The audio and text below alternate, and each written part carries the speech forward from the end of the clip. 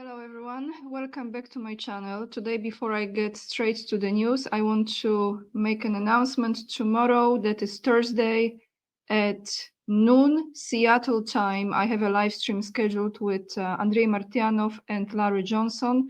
So make sure to join us if you have time. The link is already under the live category. If you go on the main page of my YouTube channel, you see videos, community page live, and you find the announcement there already, or in the community page as well. So two topics today. Since the last time I have shared a video with you in which you could hear President Putin addressing the peace talks with United States over Ukraine situation, I decided to share another video that I came across this morning, which is already translated into English from Russian Russian news channel, and we will do this. But before we go to that video that I will play for you in full length, because why not? Many of you were thanking me in the video that I showed you, that video that I presented, that video with Vladimir Putin, that you appreciate me doing this because you are not seeing this on mainstream media. No surprise, like we know this, don't we? So the first article that I have for you today, it is about, let me show you, the largest arms delivery from Israel to Ukraine goes through Poland. This is from today. And it says, American Patriot missiles are going to Ukraine. The largest shipment of weapons from Israel so far goes through Poland. The US military transported about 90 Patriot air defense missiles from Israel to Poland this week. The missiles are to be sent to Ukraine, the Axios portal reported, followed by PAP. According to these reports, in recent days, US C-17 transport planes have been flying from one of the military bases in southern Israel to Jasionka near Rzeszów, which is the main logistic hub for the transfer of Western weapons to Ukraine. I've mentioned that place, Rzeszów, that has the airport. I think it's the third largest airport in Poland, if I'm not mistaken. Anyway, this is the airport that about a year and a half ago or so was going through a renovation process due to the effect of the transportation of the military equipment. This airport, that city actually, Rzeszów, is located on the southeast part of Poland. And let's see what else we have. The missiles come from the stock of the military of the Israeli army, which withdrew them from service.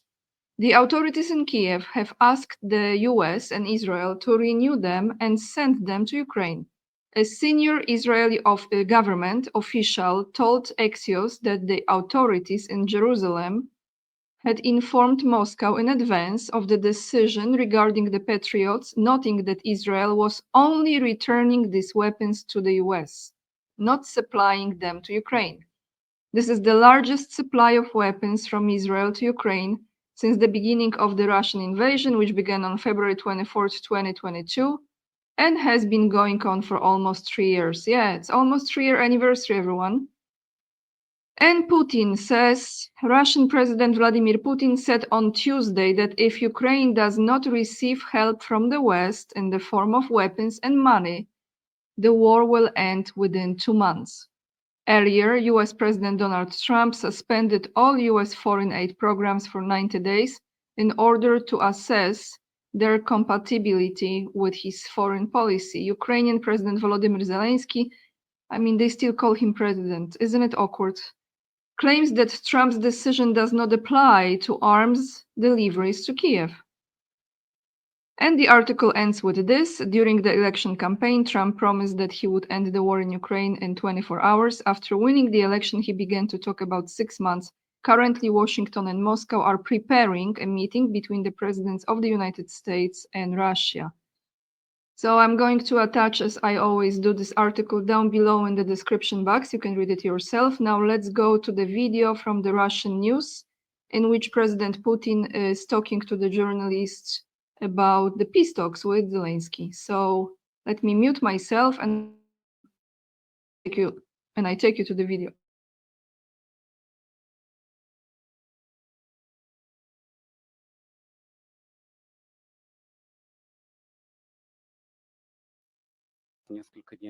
A few days ago, I managed to ask you a question about the prospects for settling the Ukrainian crisis. And you said something very important back then, which had a big impact, and now everyone is discussing it.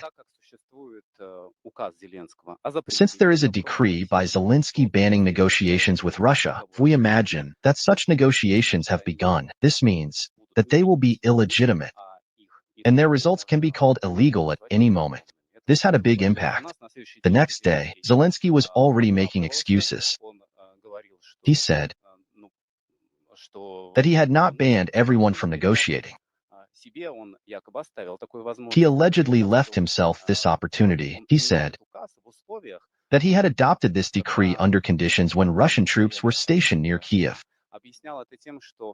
He explained this by the fact that it was allegedly necessary to fight separatism, to preventively fight possible shadow negotiations along various lines and channels with Russia. And he ended this speech by saying that he was the leader of the negotiations and he had banned the rest from negotiating. How do you like his reaction? In fact, our negotiations began immediately after the start of the special operation. Initially, we told the then Ukrainian leadership that the people in the LPR and DPR did not want to be part of Ukraine. Get out of there, that's all, that's all. No military action, no war. But Kiev decided to fight. But nevertheless, they immediately agreed to negotiate. This was back in late February 2022. Then contacts and meetings began in Belarus. Then we moved to Istanbul. What was happening there?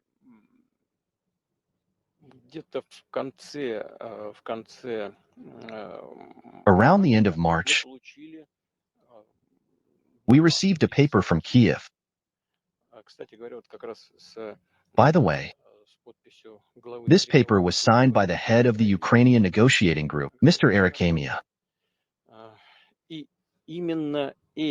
And it was these Ukrainian proposals, I want to emphasize this is very important, that formed the basis of the draft peace treaty developed in Istanbul.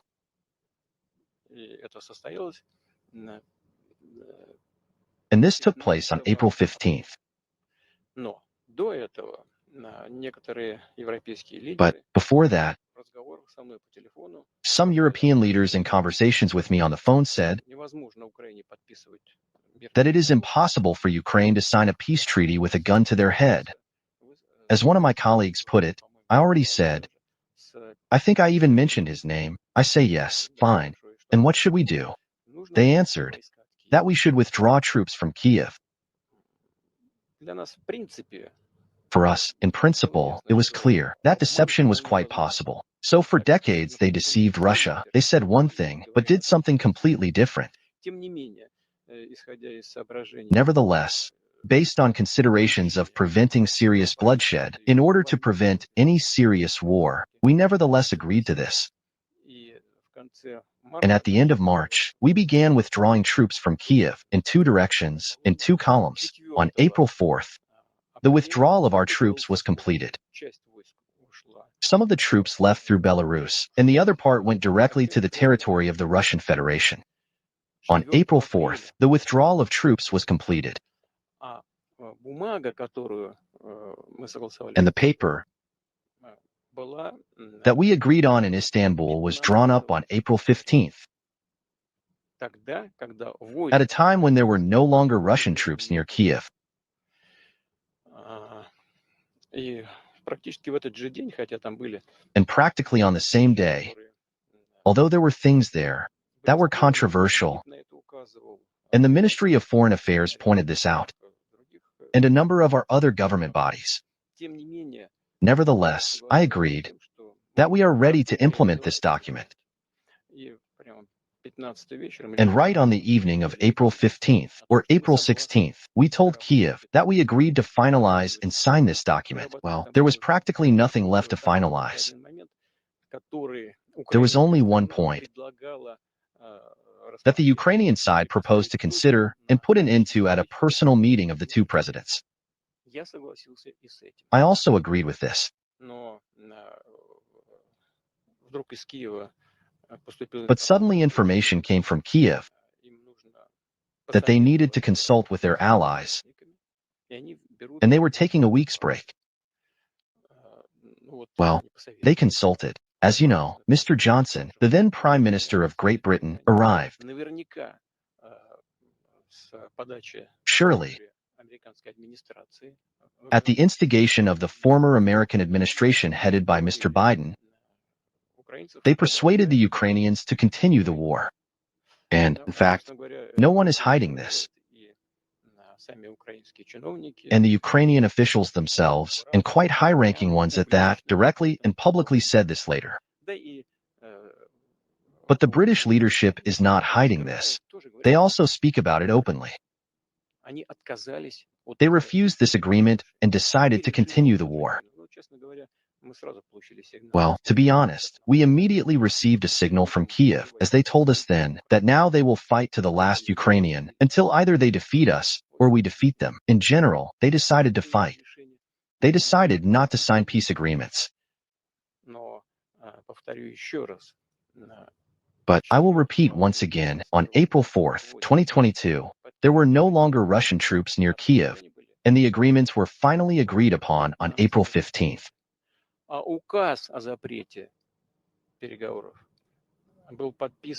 And the decree banning negotiations was signed at the end of September and entered into force on October 4th. That is,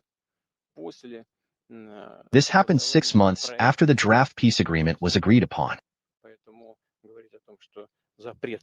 Therefore, to say that the ban on negotiations was introduced at a time when Russian troops were stationed near Kiev, well, this is completely incorrect.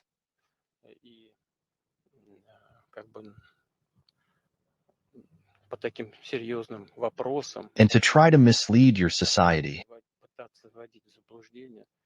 the world community on such serious issues, well, at the very least, this is incorrect. But this simply once again emphasizes who we are dealing with. If Zelensky says that it is possible to negotiate with him, well, he makes it clear. Then, in your opinion, is it possible to negotiate with him? You can negotiate with anyone, but due to his illegitimacy, he has no right to sign anything. But if he wants to take part in the negotiations, then I will single out people who will conduct these negotiations with him. Welcome. The issue is the final signing of the documents. This is a very serious issue that must guarantee the security of both Ukraine, by the way, and Russia, for a serious and long-term historical perspective. There cannot be a single mistake, not a single rough spot. Everything must be polished.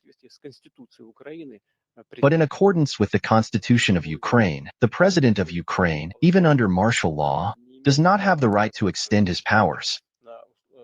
Only representative bodies of power, only the Verkhovna Rada, that is, the country's parliament, have the right to extend the presidential powers, and the president has a term of only 5 years. That's all, nothing more. Then his powers are transferred to the chairman of the Verkhovna Rada.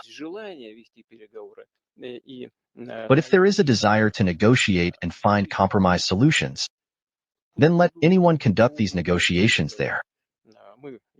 Naturally, we will achieve what suits us, what corresponds to our interests. But from the point of view of signing documents, here, of course, everything should be done so that lawyers confirm the legitimacy of those people who will be authorized by the Ukrainian state to sign these agreements, and they should cancel the decree banning negotiations? Well, yes. If we start negotiations now, they will be illegitimate. I have not spoken about this before, but now I will say, however, that there is a problem here. Why? Because when the current head of the regime, that is the only way to call him today, signed this decree, he was a relatively legitimate president. And now he cannot cancel this decree because he is illegitimate. That's the trick. The catch is in this. Do you understand? It's a trap. But in principle, by and large, if they want to do this, then there is a legal way. Please, let the chairman of the Verkhovna Rada do this in accordance with the Constitution. If they have a desire, then any legal issue can be closed. So far, we simply do not see such a desire on their part. Well, I think that its Western sponsors understand that the Kiev regime will not survive for a month if it runs out of money, and, speaking in a broad sense, if it runs out of bullets, everything will end in 1 month, 1.5 months, or 2 months. In this sense, Ukraine's chances are almost zero. If their Western sponsors want to achieve peace, well, the path is very simple. I once sent Biden a corresponding signal about this. If there is a desire, then welcome.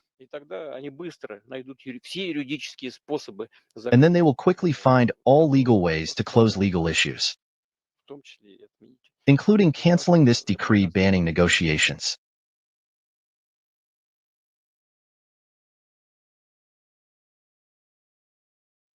So I think this is the best way to hear it from President of Russia, Vladimir Putin. Like he said, if there is a will, they will find a way to find the legal ways of signing that peace deal. However, like he said, and this is again coming from common sense, right? If the president of Ukraine is no longer legitimate president of Ukraine, you have to sign it with Verkhovna Rada representatives, right? How they gonna pull this off? I don't know. We're gonna see sooner or later this will come to an end. Millions of people's lives have been lost in this project. But I want to tell you that I watched live yesterday the stream that was streamed live from the White House, the press conference. It was the first time you could see the new press secretary of new president of United States, Donald Trump. You saw Caroline Levitt, I believe you say her name, the youngest press secretary, I think, in the history of United States. And she started that press conference with information about new media. Apparently, the White House has created already on their website a part which is dedicated to applications for new media, voices of those who have been silenced and were not able to break through the lies of the mainstream media. And I just wonder how many of those people, and I hope there will be some, will be asking questions from a different angle from the side that Russia would like to present as well. So I hope there will be some people that will ask those kind of questions, and they will be invited to that room, the press room. And let's see how this goes. I hope there will be more people who will be looking at different side of this story as well and presenting the Russian side. With this being said, I want to end this video with 2 comments of the day, actually. I think 2 comments of the day from my yesterday video. And that is, let me show you, from GD, who says, "Hello, Anya. I worked 38 years for the US forces. Almost every high rank was a Freemason. In a lower rank, almost every 5th human being was a Freemason too. I don't believe that church. Kick those people out. The church and Freemason are working," I think you meant to say work together. "My close friend at work was a Freemason too. A lot of people in the military and government are Masons. I was checking out many years the church and the Freemason. It's all the same BS. Sorry for my bad words, but that's the way it is. Skull and Bones is the Bush family and many others." Yes, I agree with this. This guy in the little movie was or still is in the Church of Satan. Thank you for your comment. And I have one more comment. Let me just find it. It's right here about the unemployment rate in South Africa from Lindsay Mariani, who says, the unemployment rate in South Africa is 32.1%. Terrifying. I am South African and we see unemployment people on every corner. It's very sad. Thank you so much for your comments and for leaving them under my videos. I really appreciate. I read them all. I never been to South Africa. It's definitely on my list of places to visit. However, I'm very aware how much struggle you are going through. And my heart goes out to you as well, as it goes to everyone who is suffering, to be honest, because with all the resources we have on this planet, all the technology that has been hidden from us, and all the ways of healing the diseases that actually have been created by the humanity mostly, we would be very, very happy overall, trust me, if they were not trying to suppress all of it. Thank you so much for watching, for hitting the like, for sharing the videos, subscribing to my channel. It's all free of charge. And to everyone who is supporting my work by becoming a member of my channel, you will have the first priority to ask the questions on my live stream during my live streams. And thank you for all my Patreons for supporting me, locals, PayPal donation. Follow me on Instagram, AniaK_44. The links will be down below this video. Lots of love. And remember, we are the leading edge and we are saving humanity. Bye, everyone.